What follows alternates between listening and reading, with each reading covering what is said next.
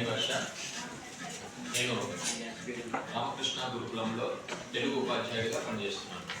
ఈరోజు చెప్పబోయేటటువంటి అంశం రామాయణం. ఏంటి?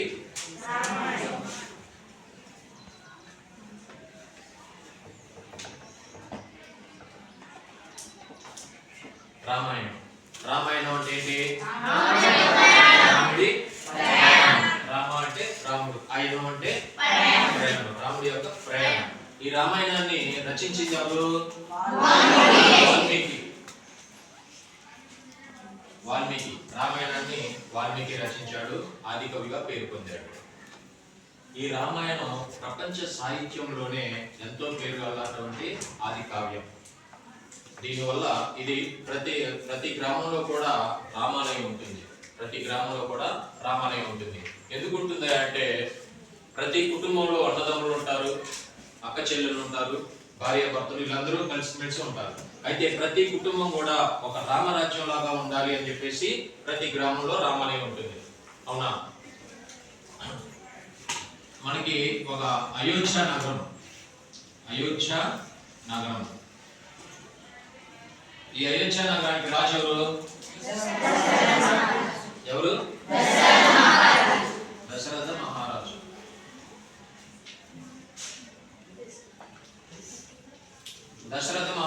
దశరథ మహారాజుకి ఎంతమంది భార్యలు? ముగ్గురు. ఏంటి వాళ్ళ పేర్లు?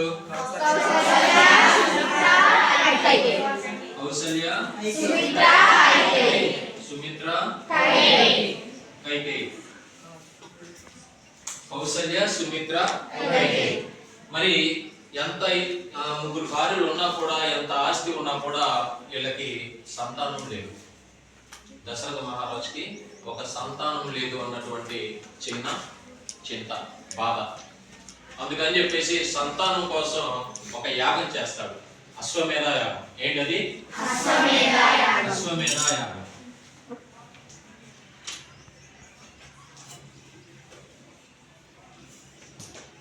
అశ్వమేధ యాగం చేస్తాడు.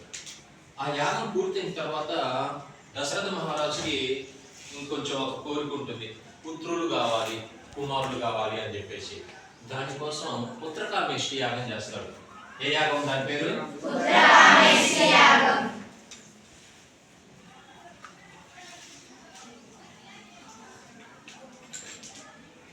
పుత్రకామేష్టి యాగం చేస్తాడు. ఆ యాగం జరుగుతున్నటువంటి సందర్భంలో బ్రహ్మ దగ్గరికి దేవాది దేవతలు వచ్చి మొరపెట్టుకుంటూ ఉంటారు. బ్రహ్మదేవుడి దగ్గరికి దేవాది దేవతలు వచ్చి వాళ్ళ యొక్క గోడును వెలబోసుకుంటారు, వాళ్ళ బాధని. స్వామి, రావణాసురుడు అనేటటువంటి రాక్షసుడు మమ్మల్ని ఇబ్బందులు పెడుతున్నాడు, ఎలాగైనా సరే ఆయన దగ్గర నుంచి మీరే మమ్మల్ని కాపాడాలి అని చెప్పేసి బ్రహ్మదేవుడి దగ్గర మొరపెట్టుకుంటూ ఉంటారు. అప్పుడు బ్రహ్మ వాళ్ళతోటి ఆ రావణాసురుడు నా చేత వరం పొందాడు, నా చేతే కాదు యక్ష, గంధర్వ, గాఢ వాళ్ళ చేత కూడా మరణం లేకుండా వరం పొందాడు. ఒక మానవుడి చేతిలో మాత్రం మరణం వద్దు అని చెప్పేసి అడగలేదు. ఒక మానవుడి చేతిలో మాత్రం అడగలేదు. ఎందుకంటే మానవుడు అంటే ఒక చులకన భావంగా చూశాడు. మానవుడు అంటే ఆ మానవులు ఏం చేస్తారులే అని చెప్పేసి చులకన భావంగా చూశాడు. కాబట్టి ఆ రావణాసుడికి మరణం అంటూ ఉంటే ఒక మానవుడి చేతిలోనే ఉంటుంది అని చెప్పేసి అంటాడు. అదే క్రమంలో శ్రీ మహావిష్ణుమూర్తుల వారు అక్కడికి వస్తారు. అక్కడికి వచ్చిన తర్వాత అందరూ కూడా శరణు పెడతారు అతన్ని. ఇంకా తర్వాత బ్రహ్మజ్యోతుడు అనమాట మహావిష్ణుతోటి ఏమని, ఫలానా దశరథ మహారాజు భూలోకంలో యజ్ఞం చేస్తున్నాడు, ఆ యజ్ఞం అతనికి నువ్వు 4 రూపాల్లో పుత్రుడుగా అని చెప్పేసి చెప్తాడు. 4 రూపాల్లో పుత్రుడుగా అని చెప్పేసి చెప్తాడు. తదాస్తు అని చెప్పేసి వెళ్ళిపోతాడు శ్రీ మహావిష్ణుమూర్తి. ఎప్పుడైతే ఆ యజ్ఞం జరుగుతూ ఉందో ఆ యజ్ఞ కుండలి నుంచి ఒక దివ్య పురుషుడు ఆవిర్భవిస్తాడు. ఆ మంటల నుంచి ఒక పురుషుడు లేస్తాడు. అతని చేతిలో ఒక బంగారు పాత్ర ఉంటుంది, దాంట్లో దివ్య పాయసం ఉంటుంది. అతను ఎవరు పంపగా వచ్చాడు? బ్రహ్మ పంపగా వచ్చాడు.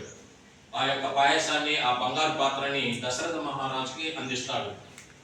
ఆ పాత్రలో ఉండేటటువంటి పాయసం సంతానం లేని వారికి సంతానాన్ని ప్రాప్తిస్తుంది, ఆరోగ్యంగా ఉంచుతుంది. తర్వాత దశరథ మహారాజు ఆ పాత్రను తీసుకున్న తర్వాత ఎంతో సంతోషపడతాడు. దాన్ని తీసుకొని తన ముగ్గురు భార్యలైనటువంటి కౌసల్య, సుమిత్ర, కైకేయికి ఇస్తాడు. ఇచ్చిన తర్వాత వాళ్ళు ఒక సంవత్సరానికి మళ్ళీ వాళ్ళకి పిల్లలు పుడతారు. కౌసల్యకేమో మొత్తం 4 కుమారులు పుడతారు, 4 అబ్బాయిలు. కౌసల్యకి రాముడు జన్మిస్తాడు, సుమిత్రకి లక్ష్మణుడు, శత్రుఘ్నుడు జన్మిస్తాడు, కైకేయికి భరతుడు జన్మిస్తాడు. సో పిల్లలు పెరిగి పెద్ద అవుతా ఉన్నారు, అన్ని విద్యలు నేర్చుకుంటున్నారు.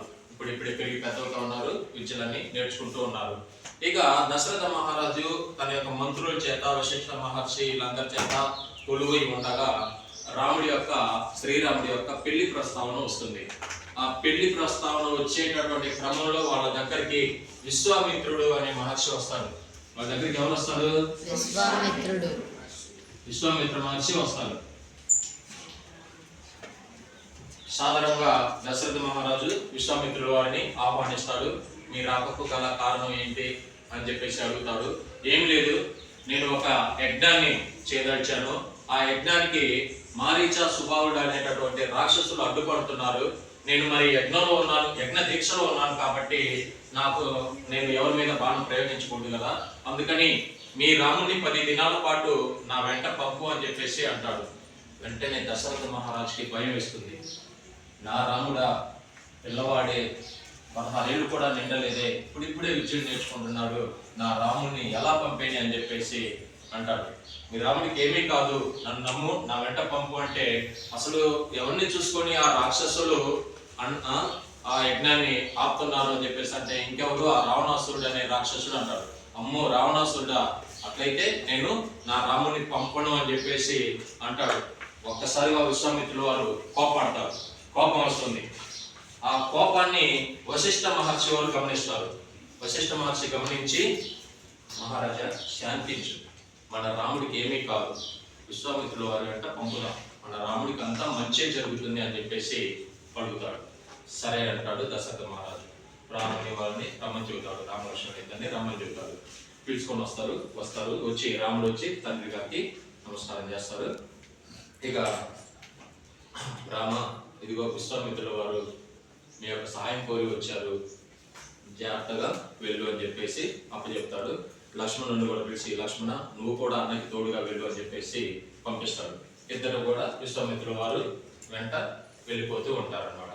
ఇక వారు ప్రయాణం చేస్తూ ఉంటారు. ప్రయాణం చేసి ఒక రాత్రి ఒక నది ఒడ్డున అక్కడే నిద్రిస్తారు. నిద్రించడం అయిపోయిన తర్వాత తెల్లవారేటటువంటి సమయంలో విశ్వామిత్రుల వారు వాళ్ళకి మేల్కొల్పు కలుగుతాడు.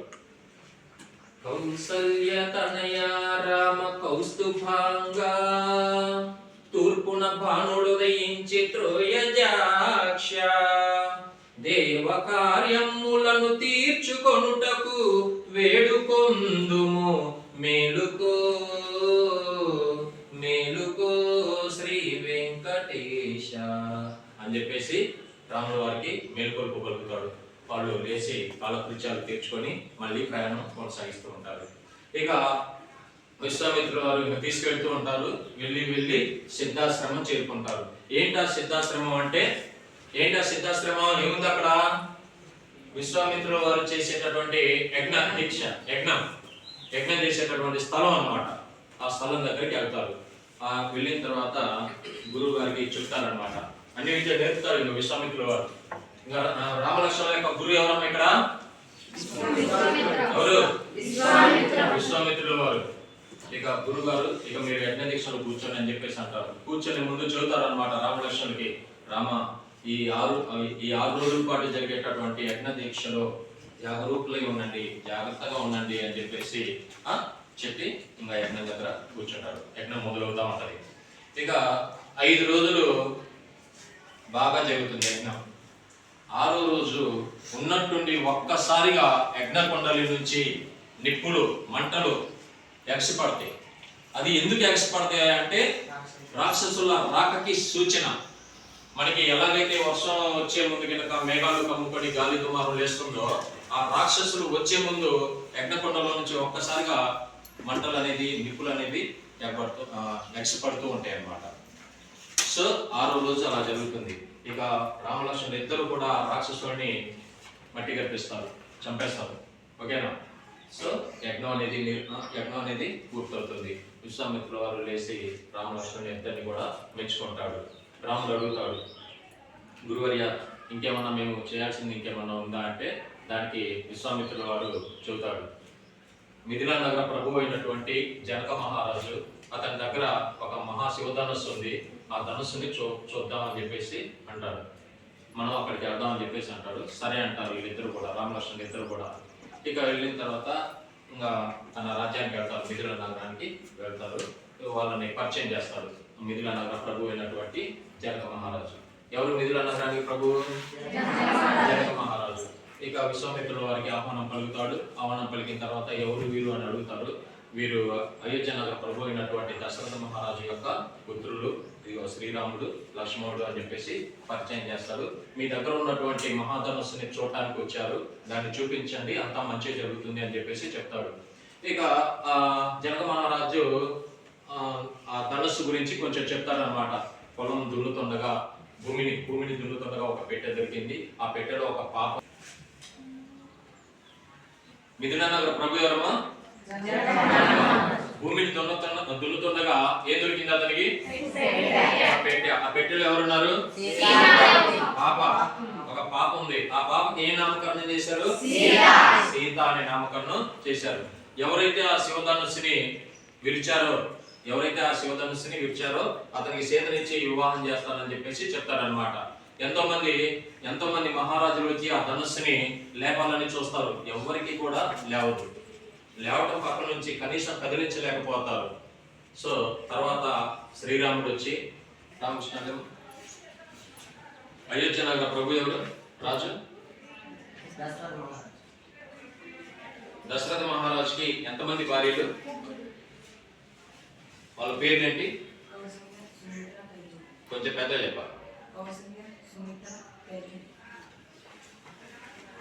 కౌశల్యకి ఎవరు జన్మించారు?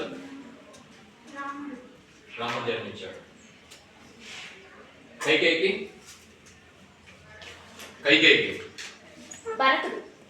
భరతుడు. మిథిలా నగర ప్రభు ఎవరమ్మా? జనక మహారాజు. జనక మహారాజుకి ఎంతమంది పిల్లలు? జనక మహారాజుకి ఎంతమంది పిల్లలు? జనక మహారాజుకి చెప్పు. సీత ఒక్కలే కదా, కూర్చో. చెప్పు.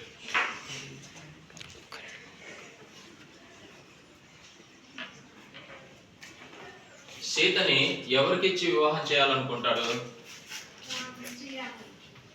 అక్కడ పేరు ప్రస్తావించలే ఇంకా. ఆయన దగ్గర ఒక ధనుస్సు ఉంది కదా, ఆ ధనుస్సు ఉంది కదా. చెప్పండి, ఇప్పుడు చెప్పండి. ఎవరైతే ఆ ధనుస్సుకి విలువ ఎక్కువ పెడతారో వాళ్ళకి సీతనిచ్చి వివాహం చేస్తానని చెప్పి చెబుతారు. మరి ఆ ధనుస్సుని ఎక్కువ పెట్టగల శక్తి ఎవరికి ఉంది? రాముడికి ఉంది. ఓకే.